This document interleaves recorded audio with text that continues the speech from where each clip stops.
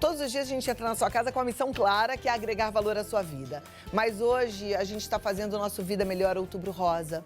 A gente sabe que Outubro Rosa é uma campanha mundial de conscientização que tem como objetivo alertar as mulheres e a sociedade sobre a importância da prevenção e do diagnóstico precoce do câncer de mama.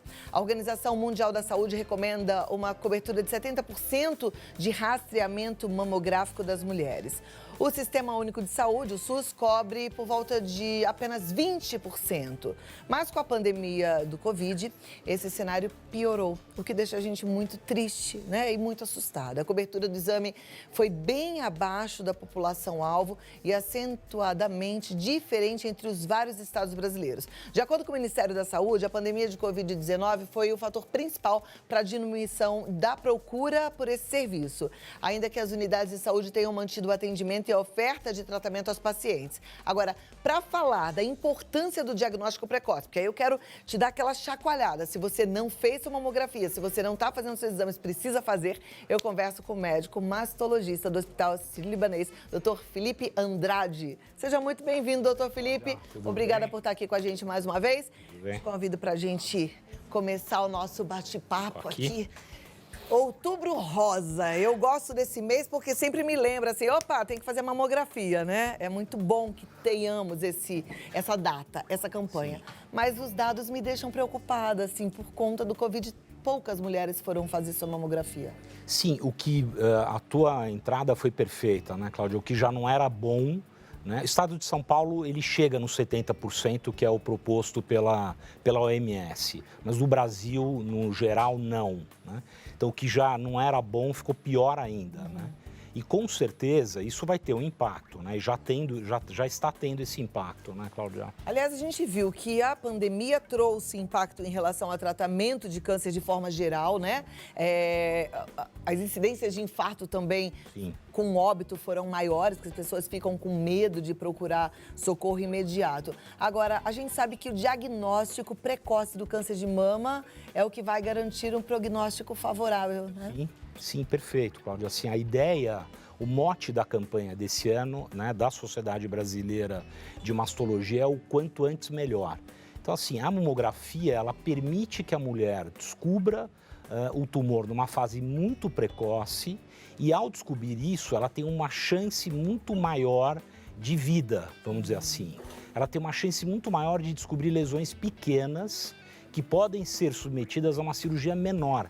Então, a chance dela perder a mama também é muito menor.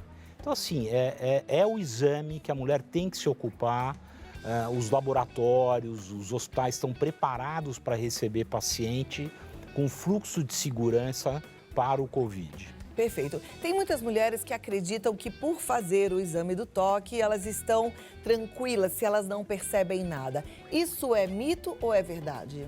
E não tão tranquilas, Cláudia, isso é um mito, né? Assim, o autoexame não é uma estratégia que permite a descoberta precoce de um câncer. O autoexame a gente entende como uma estratégia boa para um autoconhecimento. Então a mulher se palpa, conhece um pouco a mama, sabe, sente, vê se tem alguma irregularidade, mas isso não tem impacto nenhum como tem a mamografia. Você muitas vezes, Cláudia, pode ter um nódulo de 3 centímetros e a mama muito grande, esse nódulo está lá escondido. Você não vai conseguir palpar. Então, não é uma estratégia que a gente recomenda. A mamografia é necessária ser feita anualmente? Anualmente. Tá. E uma coisa assim, esse cenário pode mudar de um ano para o outro ou de alguns meses para outros? Pode, Cláudia. Graças a Deus, é uma taxa muito pequena. Então, assim, você não está isenta, mesmo fazendo uma mamografia anual, que nesse intervalo de um ano aconteça alguma coisa. Isso é o que a gente chama de tumor de intervalo, que é um tumor que aparece entre 2 exames. Mas isso, graças a Deus, é um fenômeno raro.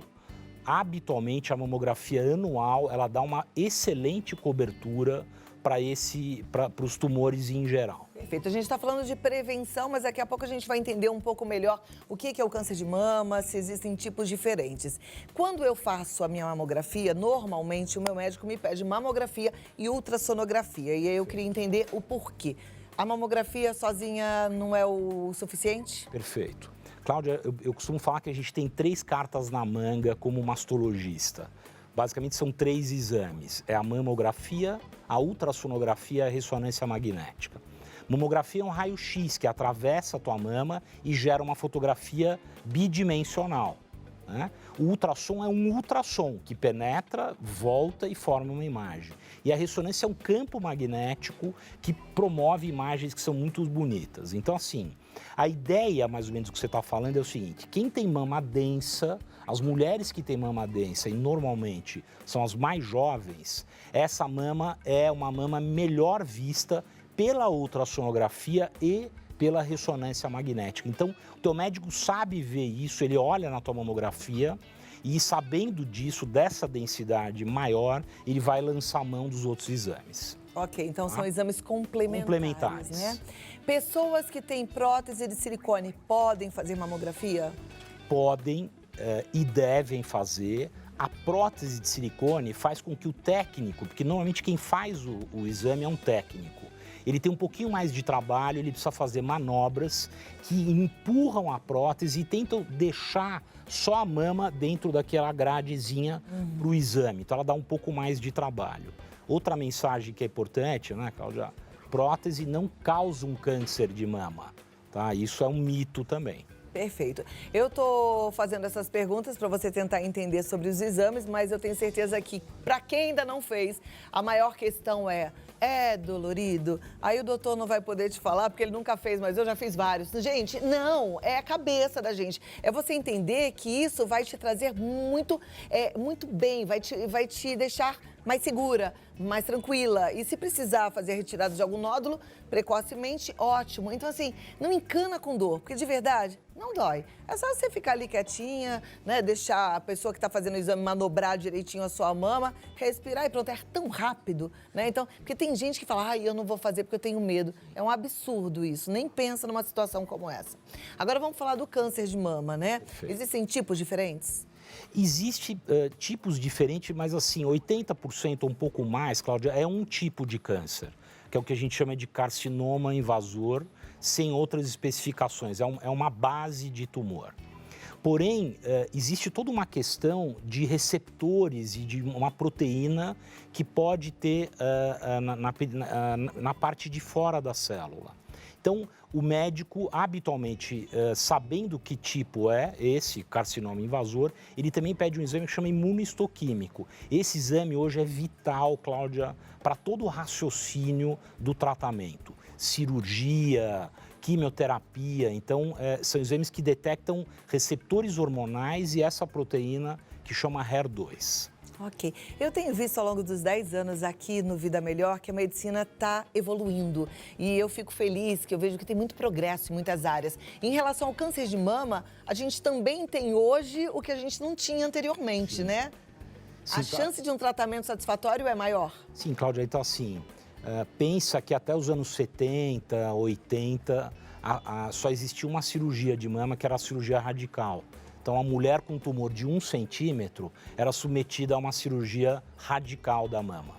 2 grandes pesquisadores, né, o Bernard Fischer e o Humberto Veronese, conduziram trabalhos que mostraram que uma cirurgia conservadora, associada à radioterapia, era tão eficaz como uma mastectomia. Então, você imagina, isso década de 80, né, 70, 80. Então, olha o impacto que teve.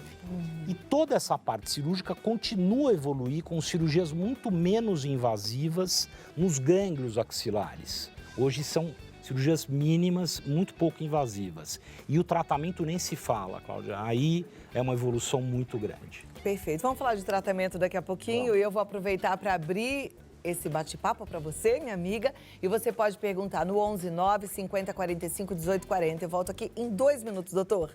Aí a gente continua. Vamos lá. Vamos continuar olhando para a gente, continuar olhando para você, se levando a sério. Porque você é presente de Deus, esse corpo em que você habita, Deus desenhou com perfeição. A gente tem que cuidar dele com muito carinho, tá? A gente está falando sobre câncer de mama e agora é a hora da gente falar um pouquinho, então, sobre o tratamento. As pessoas têm arrepio de ouvir falar de quimioterapia, né?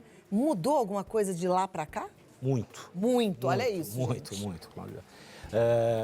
Toda a história do tratamento, né, Cláudia, tanto como eu estava falando da cirurgia, como o tratamento quimioterápico, houve um descalonamento. Então, hoje, o oncologista e o mastologista, eles têm ferramentas, alguns exames genéticos que analisam o tumor, que fazem com que, antigamente, ele optasse por um tratamento mais agressivo, quimioterápico, por exemplo, e aí, ao saber essa expressão dos genes do tumor, ele consegue ter uma forma de não agredi-la com a quimioterapia, porém, não agredir com necessidade, né, com um resultado que te ajude. A própria quimioterapia, os medicamentos evoluíram, alguns tratamentos novos que fazem com que não caia o cabelo. Hoje existe uma touca, que acho que você deve saber, para fazer quimioterapia, que você coloca e ela causa uma diminuição de temperatura. Então dá para manter o cabelo, tem um monte de coisa bacana. Olha que bom, né, gente? E por isso, sem medo, amiga. Bora, a gente vai fazer exame e a gente vai se cuidar. Sabe por quê? Porque você não é, como diz meu pai, um pé de alface, você é forte, guerreira. Não é verdade? Então vamos lá para as perguntas, doutor. Já temos perguntas aqui. A primeira delas diz o seguinte: gostaria de saber quais as causas do câncer de mama. Está relacionado com o uso de desodorante? Esse é o maior mito, né, Cláudia? Assim, desodorante não causa câncer de mama. Né? Assim, todo ano, nessa época, a gente quebra esse mito. Isso é um mito. Né? As causas, basicamente, a gente sabe que entre 5% a 10%, talvez um pouco mais, são causas genéticas. Por exemplo, a mutação da Angelina Jolie. É uma mutação que leva a mulher, até o final da vida, a ter uma chance de 70% a 80% de desenvolver um câncer. Me explica direito essa mutação da Angelina Jolie, para quem nunca ouviu falar nisso. Eu vou explicar, você vai entender. O gene que está mutado nela, ou seja, ele não está funcionando adequadamente, esse gene BRCA1, ele é um gene que ele é um supressor de tumor. Então, se um gene que suprime tumor, ele está mutado, ou seja, não funciona adequadamente. Não vai suprimir. Ele não vai suprimir. Nenhum. Então, essa mutação é uma mutação grave quando ela acontece. Né? Então, no caso, ela tem histórico familiar. Tem histórico familiar. A mãe teve, a avó teve, ou seja, ela tem muita chance de ter. Sim. Se ela tivesse esse gene atuando de forma correta, ela poderia não ter. Mas como ele está mutado, ela iria ter, é isso? Exatamente, perfeitamente. Tá. Existe uma combinação de genes que protegem. Se alguns desses genes não funcionam, né, efetivamente você pode ter um câncer. Quem não tem história genética, Perfeito. É a grande livre maioria. do risco? É a grande maioria. Né? Então, eu falei em 5% a 10%, então aí você calcula 80%, 90%, né, 95%, são tumores ocasionais. Você não tem um histórico na tua família e aparece um caso de câncer. Ou seja, não é porque não tem histórico que você está livre. Por isso, Sim. Tem que se cuidar, tem que fazer o exame. Próxima pergunta, então, vamos para a tela. Meu pai teve câncer de mama. Quais os cuidados devo ter? Posso fazer reposição hormonal? Eu gostei da pergunta porque ela está falando de pai. Homens também podem ter câncer de mama? Pode, Cláudia. Muita gente não sabe disso. Né? Meu sogro recente, eu coloquei uma matéria, uma entrevista que eu dei para um canal do YouTube, e ele não sabia. Meu sogro tem 80 anos, então você imagina, é muito comum isso. 1% dos casos de câncer de mama acontece no homem. Então eu preciso de 99 mulheres para um homem. Homem tem. E o homem, quando tem, a chance de ele ter uma genética comprometida, dele ter uma mutação, é grande. Então, o homem deve fazer o exame oncogenético. Ok. Se ele tem essa mutação, faz sentido que ela faça também uma avaliação oncogenética. Tá, joia. E ela pergunta se pode fazer reposição hormonal.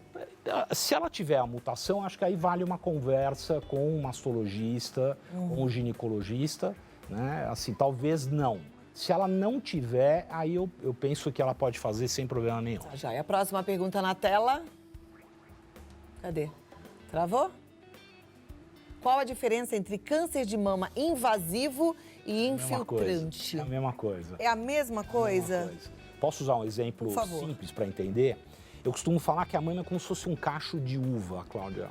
As uvas são os lobos mamários, que é onde é produzido o leite. Todos os cabinhos que tem no cacho de uva são os ductos. O ducto, se você olhar, ele é um tubo, né? E dentro desse tubo, normalmente, é onde acontece o câncer. Se o câncer está limitado a essa parte interna do tubo, é o in situ que a gente chama. Se ele perfura, corrói o ducto, é o que a gente chama de invasivo ou infiltrante.